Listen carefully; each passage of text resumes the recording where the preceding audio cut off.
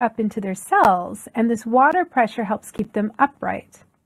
But have you ever seen on a really hot day plants wilting even though they appear to have enough water? That's because a plant's respiration includes transpiration of moisture out of their leaves. On a hot day, this transpiration can occur faster than plants can take up more water, causing them to wilt even when they do have access to water. Following this module, you will be able to explain treatment processes and operation of planted drying beds, discuss operation and maintenance requirements, and name important design parameters. Over the last 20 years, Sondeck has collaborated with researchers in Thailand, Cameroon. It has now been in different contexts. Filter bed. Drying beds are similar to unplanted drying beds. They consist of a gravel and sand filter bed. Sludge is loaded onto the top, and the leachate percolates through the bed and is drained away in a perforated pipe.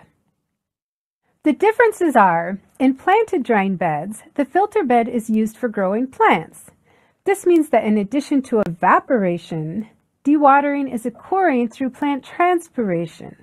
Both of these together are called evapotranspiration. The plant roots also function to help keep the bed from clogging and provide a more complex environment for the growth of bacteria within the bed. Planted drying beds are also operated in continuous mode, not as a batch. So sludge is continually loaded onto the beds, but only removed after a period of years. One of the most important considerations for the design and operation of planted drying beds are the plants. They need to be able to grow in relatively hostile fecal sludge conditions and be tolerant to fluctuating water levels and salinity. They need to be fast-growing, have high transpiration rates, deep-growing rhizomes and roots, and be non-invasive. In Europe, reeds or Phragmites and cattails or typha are the most commonly used plants. In Africa, Asia, and Latin America, indigenous plants are being explored for adaptation, such as antelope grass or Echinocloa and papyrus or cyperus. An example is this paper identifying 3 new indigenous species in Senegal that are good candidates for use in planted drying beds: Echinocloa cruscali, Paspaldium geminatum, and Paspalum vaginatum. This is a drying bed following harvesting of plants, also showing the plants starting to grow back. Plants are harvested by cutting them at the surface of the bed, not by pulling them out, which could damage the bed and prevent regrowth. Plants are harvested when sludge is removed, but can also be harvested more frequently for maintenance or to sell as fodder. For example, this paper found that in Cameroon, sale of the plants as fodder could offset 7% of the annual operating costs. Another important design and operating parameter is the acclimatization phase required by plants prior to growing in full-strength fecal sludge. The startup phase takes on average around 6 months, and in arid climates, it should start during the rainy season for best growth. Examples of how to do this are going gradually from a loading rate of 50 to 200 kilograms total solids per meter square per year, with a feeding frequency of at least twice a week. Another way would be starting out with dilute wastewater, or for example, effluent from a acetylene thickening tank, and gradually moving to full-strength fecal sludge. During this period, visual indicators of plant stress, such as yellowish color or slow growth rates, should be carefully looked out for. Ponding to retain liquid in the bed can also be used to prevent wilting in tropical climates and potentially increase treatment performance. But the bed should then be left to fully drain before reloading. This is sludge on a bed without loading for 1 week. Sludge loading rates can be based on hydraulic loadings or the amount of total solids. Loading frequencies are also going to depend on the types of plants, climate, and treatment goals. For example, this paper found that increased loading frequency can increase plant growth, liquid lost to evapotranspiration, and the nitrification of leachate. If you base loading rates on total solids to determine the required surface area, you need to know the total volume of sludge that will be treated on an annual basis, the average total solids concentration of the sludge, then we just convert the units here, divided by the loading rate that you're going to use. And this tells you the required surface area. Desludging frequencies are going to depend on factors such as loading rate and climate. Experimental data from Cameroon suggested a loading rate of 200 kilograms total solid per square meter per year had 50 to 70 centimeters per year sludge accumulation. That means if you had a freeboard of 2 meters, this could result in 3 to 4 years for desludging. However, other studies have had lower accumulation rates, and desludging intervals can even be up to 10 years long. This is a hole looking down into the sludge layer. After the last loading, sludge should be then left for a few months for increased moisture and pathogen reduction. These long sludge retention times also mean that following removal, the sludge is much more stabilized than with the short retention times of unplanted drying beds.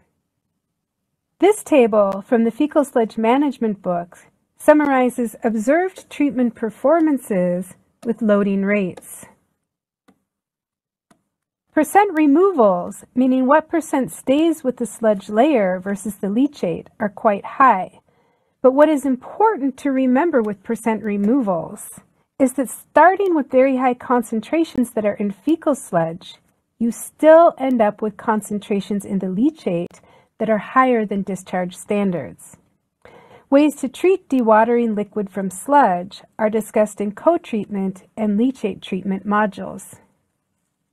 In summary, important design and operating parameters are loading, feeding frequency, resting periods, plant density, plant acclimatization, and plant harvesting. Conclusions from Sondek's collaborative research on adapting planted drying beds for the treatment of fecal sludge include: planted drying beds are viable for fecal sludge treatment. They're resistant to highly variable hydraulic loadings. Higher loading rates can be used in tropical climates.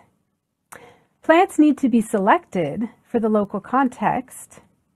Fodder production can offset some of the operation costs. Sludge can be stabilized on the beds. However, it needs further treatment for safe use in agriculture. Desludging periods can be up to 5 to 10 years long. Pre-treatment with settling tanks results in better dewatering on planted drying beds. The leachate requires further treatment and research as it remains one of the biggest challenges. In this module, we learned about treatment processes and operation of planted drying beds, operation and maintenance requirements. Oke. Jadi bisa dilihat ya teman-teman kalau misalnya penggunaan bed yang ditumbuhi tanaman gitu ya, kita harus mempertimbangkan tanamannya itu tanaman apa, dan tanamannya tentunya nggak boleh tanaman untuk pakan, karena tentunya tadi ya bahkan setelah pengolahan pun masih terdeteksi adanya telur cacing di dalam sludge-nya gitu, di dalam si tanah untuk pertumbuhan tanamannya. Maka jangan sampai menggunakan tanaman untuk pakan. Dan juga ada persyaratannya, akarnya harus cukup kuat dan dia juga bisa menerima gitu ya volume sludge atau debit sludge yang cukup beragam gitu. Kalau misalnya ternyata akan dihasilkan sludge dalam jumlah banyak gitu, maka itu disesuaikan juga dengan negaranya gitu. Maksudnya kalau misalnya sludge-nya dalam jumlah banyak atau hidroliknya itu agak berubah-ubah gitu ya, tinggi, itu cuma cocok di negara tropis. Kenapa kalau negara non-tropis atau negara 4 musim nggak terlalu cocok?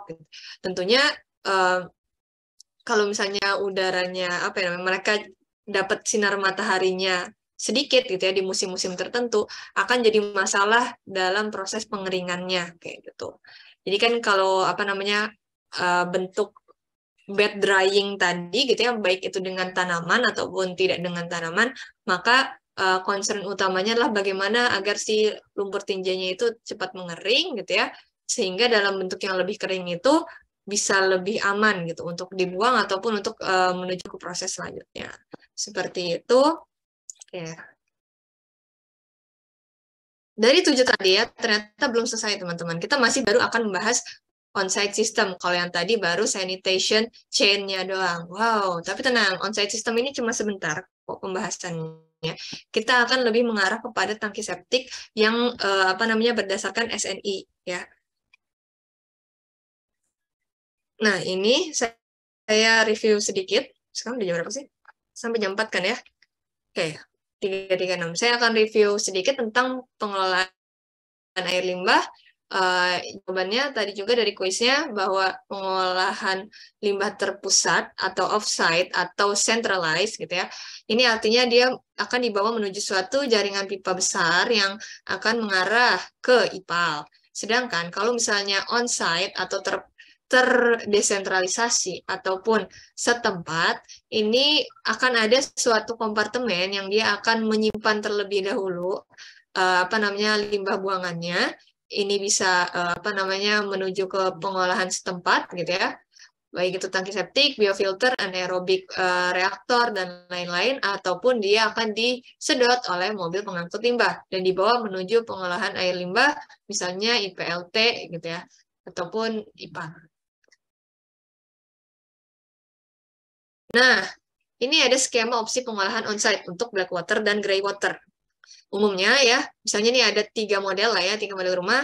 Untuk rumah A gitu ya, dia akan menyatukan grey waternya ini ada juga yang bisa disatukan dengan apa namanya tangki septiknya. Jadi ada beberapa grey water yang masuk ke tangki septik, nanti tangki septiknya akan apa namanya disedot gitu misalnya, dibawa ke pengolahan lanjutan, daur ulang ataupun pembuangan.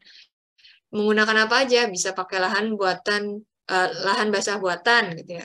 Ini setempat atau komunal, bidang resapan standar setempat, ataupun bidang resapan yang ditanami kayak tadi ya di video tadi.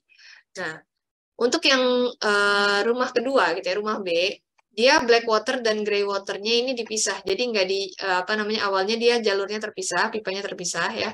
Grey waternya tuh akan jadi ada 2 saluran gitu ya. Saluran pertama ini tangki septik, nanti efluen dari tangki septiknya ini gitu ya.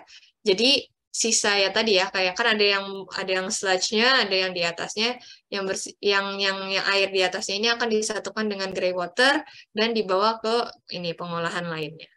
Ataupun rumah C dia bisa dipisah salurannya gitu ya antara black water dan grey water, dia nggak ada saluran yang menyatu gitu.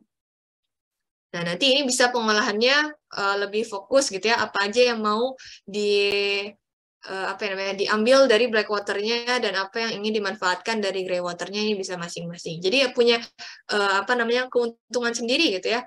Kalau misalnya tergantung dari produk apa yang kita inginkan. Kayak tadi kan misalnya kita pengen urinnya di recovery gitu ya, karena kita tahu misalnya urin tuh punya senyawa yang cukup baik gitu ya untuk misalnya jadi pupuk tanaman. Ya udah gitu, berarti urinnya jangan dicampur dengan black water. Kenapa? Karena nanti kita rugi gitu ya. Urinnya malah terkontaminasi dengan bakteri patogen yang berasal dari feses kayak gitu. Ataupun misalnya grey waternya gitu ya. Grey waternya pengen dimanfaatkan gitu ya untuk apa namanya? Untuk misalnya di-reuse lagi untuk siram-siram tanaman aja lah gitu. Ya udah berarti grey waternya jangan dicampurkan dengan air-air lainnya gitu. Kalau misalnya tercampur nanti malah nggak bisa dimanfaatkan untuk purpose-nya tadi. Begitupun dengan black waternya gitu. Apa yang misalnya pengen kita manfaatkan dari black waternya, dan itu nantinya akan menentukan kira-kira sistem pengolahan seperti apa di onsite yang akan kita gunakan. Nah, yang tidak boleh dilakukan adalah membuang langsung ke saluran drainase terbuka gitu ya, terutama untuk black water ini. No. Nanti apa namanya ya tadi gitu, sama aja kayak BABS gitu ya, langsung mencemari ke lingkungan tanpa adanya pengolahan terlebih dahulu. Jadi yang berbahaya sebenarnya dari black water itu apa sih? Yaitu ya bakteri patogen gitu. Dia butuh waktu dan juga apa namanya perlakuan khusus agar bisa mati gitu si bakterinya. Nah, maka dari itu yang nggak boleh dibuang itu dari black water apa? Air yang masih raw wastewater-nya gitu. Kalau dia udah mengalami proses gitu ya, dia udah mengalami ya pematangan gitu ya, gimana di sana akhirnya bakteri patogennya mati, akhirnya senyawa-senyawa istilahnya mah mungkin karbonnya tuh udah terolah jadi apa gitu ya, dan zat-zat organik lainnya udah menjadi yang lebih ramah lingkungan gitu ya, untuk misalnya maksudnya dia bisa bertemu dengan badan air gitu ya secara umum. Nah, makanya ini perlu ada pengolahan terlebih dahulu. Yang nggak boleh adalah memasukkan gitu ya air-air ini gitu ya, terutama air dari tangki septik ataupun backwater langsung ke saluran terbuka. Nggak boleh. Bau juga sih nanti. Ini untuk tangki septik gitu ya. Tangki septik itu apa? Mungkin di sini ada yang pernah lihat tangki septik ya, atau tangki septik dikuras gitu kan. Kalau yang belum pernah gitu ya, penasaran. Jadi sebenarnya tangki septik itu adalah sebuah ruangan gitu ya, dia kedap air gitu, dengan beberapa kompartemen yang berfungsi untuk menampung dan mengolah air limbah rumah tangga dengan kecepatan air yang lambat. Sehingga nantinya memberi kesempatan untuk terjadi pengendapan terhadap suspensi atau benda-benda padat dan penguraian bahan organik oleh jasad anaerobik gitu ya, membentuk bahan larut air dan gas. Jadi ya bahan yang dissolve gitu ya, dan juga nanti akan dihasilkan gas. Ini dapat dibuat dengan sistem kombinasi, baik itu anaerobik maupun aerobik gitu ya. Tapi syaratnya dia harus kedap air gitu kan, dan juga terbuat dari bahan bangunan yang tahan terhadap asam. Kenapa? Karena ya apa namanya, kalau misalnya dia luruh gitu istilahnya ya, bahan yang apa namanya? Ya nanti kalau misalnya dia luruh gitu ya si bangunan tangki septik ini, tentunya akan terjadi licit atau perlindian dari limbah yang ada di dalamnya ke lingkungan, dan itu tidak diharapkan. Dan apa namanya, untuk persyaratan pipa aliran masuknya juga pipa aliran keluarnya itu udah diatur dalam SNI gitu ya. Pipa udaranya juga ada gitu. Kenapa harus ada pipa udara? Ya kalau misalnya terlalu terkungkung gitu ya gasnya gitu, dan ternyata maksudnya sistemnya completely anaerob gitu ya, terdapat penumpukan gas metan di dalamnya gitu ya, terkungkung gitu ya, nantinya bisa meledak gitu, dar. Makanya kan tidak diharapkan, perlu adanya outlet udara gitu. Dan perlu ya maksudnya tentunya kalau misalnya hubungannya sama kotoran manusia, pengennya ya nggak apa namanya, jangan sampai baunya itu mengganggu gitu ya, apa namanya, aktivitas yang dilakukan oleh masyarakat. Kemudian dilengkapi dengan pengolahan lanjutan untuk efluennya, misalnya bidang resapan, constructed wetland ataupun pengolahan lainnya. Nah, ini saya cepat aja ya, capek. Tangki septik ini ada dua jenis. Yang pertama adalah untuk satu kompartemen, bentuknya satu kompartemen, ataupun dua kompartemen. Ini dari atas kayak gini, jadi mungkin bingung ya, kok satu tapi ada dua, apa namanya, dua bidang kayak gini. Maksudnya satu kompartemen tuh ini. Jadi kayak, apa namanya, ruang lumpurnya tuh satu ruang gitu loh. Nah, ini ada pembatasnya aja gitu ya. Jadi nanti alirannya masuk dari sini, dia akan mulai settle gitu ya solidnya. Nah, di sini adalah outlet yang lebih apa namanya, air istilahnya mah yang lebih sludge free gitu ya. Ini ruang jernihnya. Ruang ini bebas ruang airnya. Ini baru nanti keluarnya di sana. Ini ada manhole gitu. Manhole apa ya? Lubang untuk dibuka sih sebenarnya. Orang mungkin bisa masuk, tapi buat apa juga masuk? Maksudnya untuk menyedot apa namanya, menyedot tinjanya gitu. Dan ini adalah pipa ventikannya untuk keluarnya udara. Seperti itu. Ini ada di SNI, cek aja. Nah, ini untuk tangki septik dua kompartemen. Bedanya apa sama yang ini? Kalau ini ruang lumpurnya menyatu, kalau ini ruang lumpurnya berpisah ya.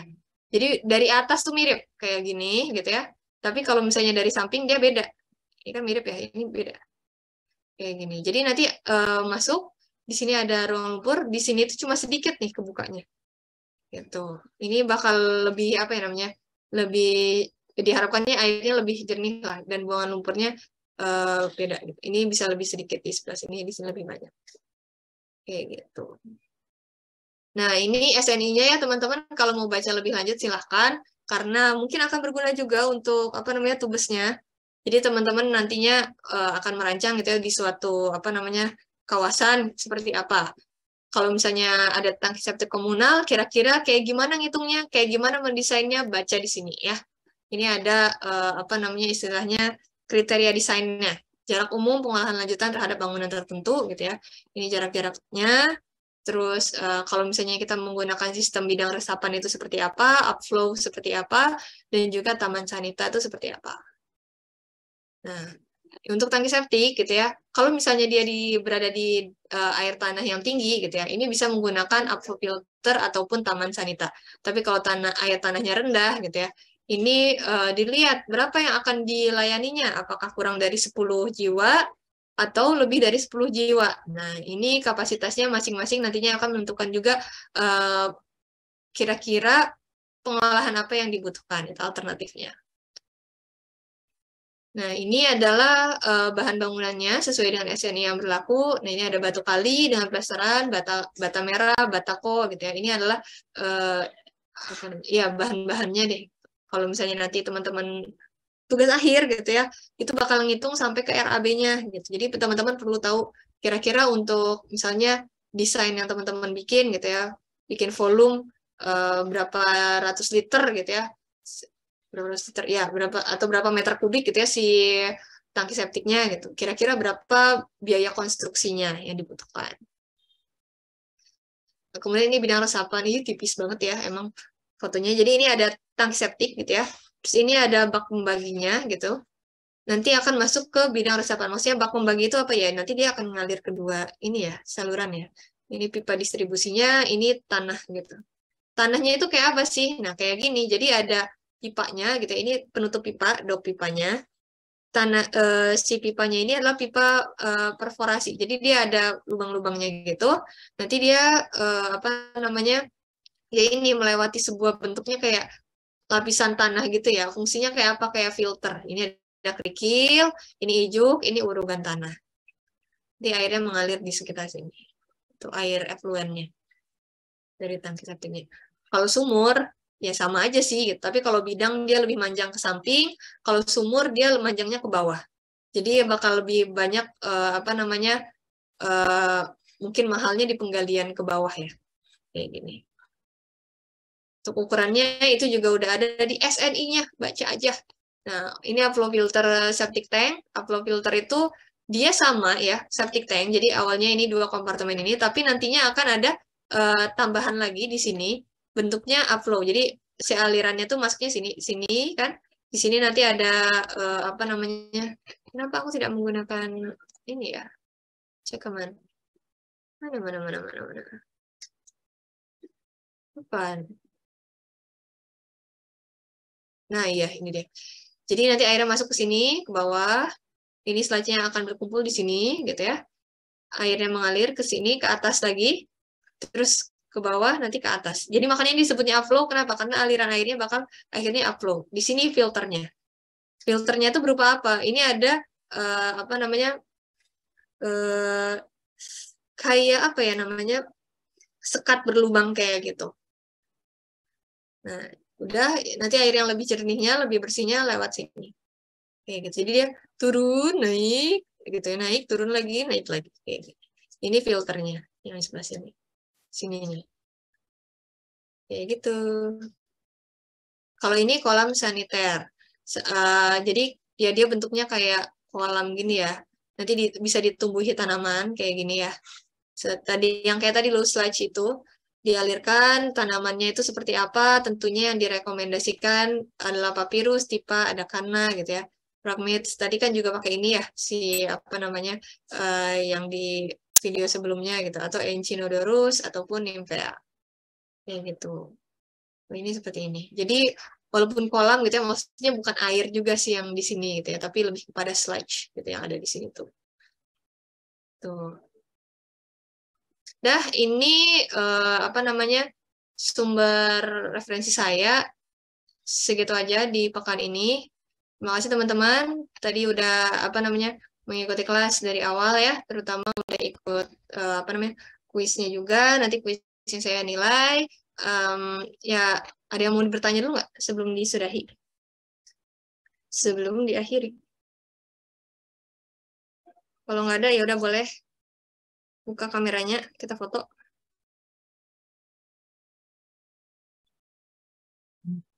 Ya seperti biasa ya, pasti ada yang berkurang. Tadi 3 sekarang udah 29. Ya, saya sih nggak masalah ya kalau misalnya emang jaringan, tapi kalau ternyata emang nggak mau mengikuti kelas, ya bukan saya juga sih yang rugi, kan kalian yang butuh belajar ya. 1, 2, 3. 1, 2, 3. Oke, terima kasih. Sampai ketemu pekan depan.